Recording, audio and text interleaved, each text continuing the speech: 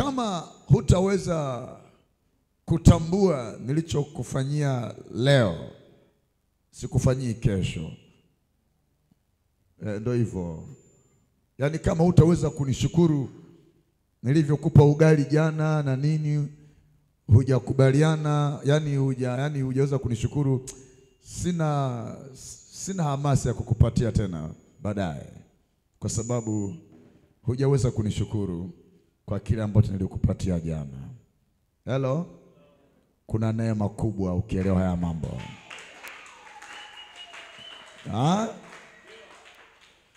Kuna neema kubwa ukielewa haya mambo.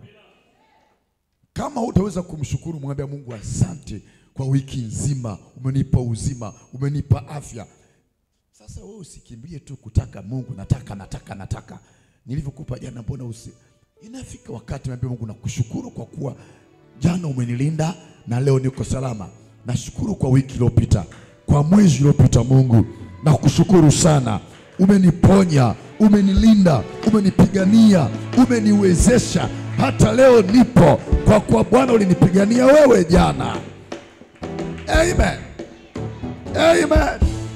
Ukiweza kumshukuru Bwana kwa mambo kama hivyo, hata usipoomba leo nitakutendea tu. Haleluya. Hata usiposema leo,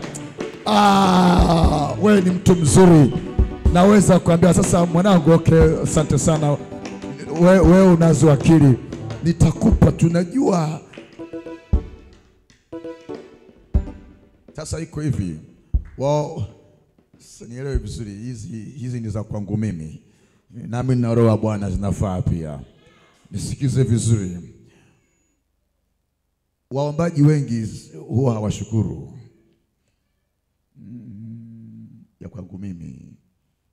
Nimesema ya kwangu mimi. Ukipenda sawa, usipoipenda inabaki kwangu mimi. Amen. Lakini mimi pia ninayo roho ya Bwana. Sisemi tu.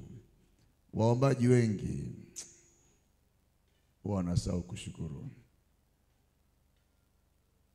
Waombaji wengi. Simaanishi kwamba wale waombaji yani kama vile watu wa kanisa wanaomba. Yani wale wanaomba. Naomba hiki, naomba hivi, naomba vile. Yani wamejaa kuomba.